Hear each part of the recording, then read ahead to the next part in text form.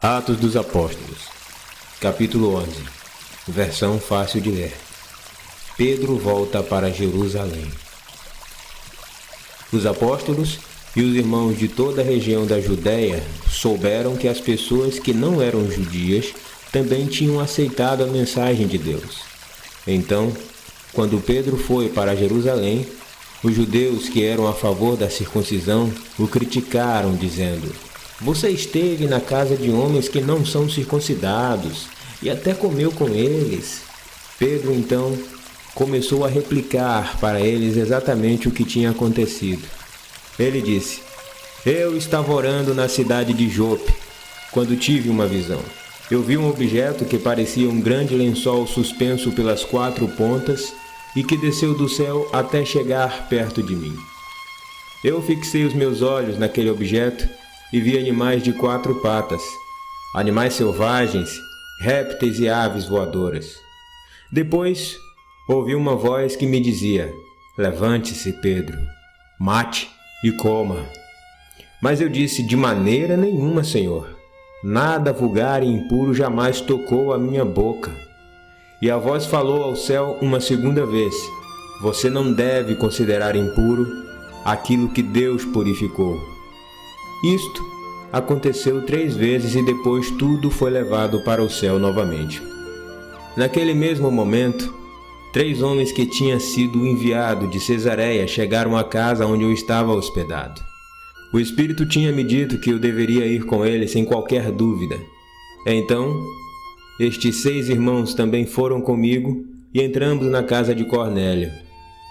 Ele nos disse que tinha visto um anjo em sua casa em pé, dizendo: 'Envie alguém até a cidade de Jope e traga Simão, que é conhecido como Pedro. Ele te dirá coisas pelas quais você e toda a sua família serão salvos.' Quando comecei a falar, o Espírito desceu sobre eles da mesma forma que desceu sobre nós no princípio. Então me lembrei de que o Senhor tinha dito: 'João batizava em águas, mas vocês serão batizados no Espírito Santo.' Portanto, se Deus deu aos que não eram judeus o mesmo dom que deu a nós quando acreditamos no Senhor Jesus Cristo, quem era eu para impedir a Deus?" Ao ouvirem isso, eles pararam de interrogar a Pedro e louvaram a Deus, dizendo: "Então isso quer dizer que Deus deu oportunidade de arrependimento para toda a vida, até para os que não são judeus." Aqueles que tinham sido espalhados pela perseguição que houve no tempo de Estevão tinham chegado até as regiões da Fenícia, de Chipre e da Antioquia, mas eles somente proclamavam a mensagem para aqueles que fossem judeus. Alguns deles, porém, de Chipre e Cirene, quando foram para Antioquia, começaram a falar também aos que não eram judeus. Eles falavam a todos a respeito das boas novas sobre o Senhor Jesus. O poder do Senhor estava com eles, e um grande número de pessoas acreditou e se converteu ao Senhor. A igreja em Jerusalém ficou sabendo das coisas que estavam acontecendo em Antioquia, e então lhe mandou Barnabé. Ao chegar a Antioquia, Barnabé ficou muito contente quando viu a graça de Deus e encorajou todos a permanecerem fiéis ao Senhor de todo o coração. Ele era um homem bom, cheio do Espírito Santo e de fé, e um grande número de pessoas se uniu ao Senhor.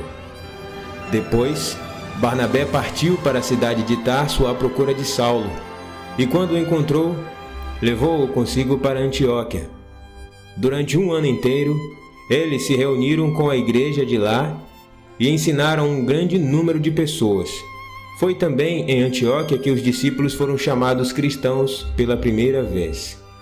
Nessa mesma época, alguns profetas foram de Jerusalém para Antioquia.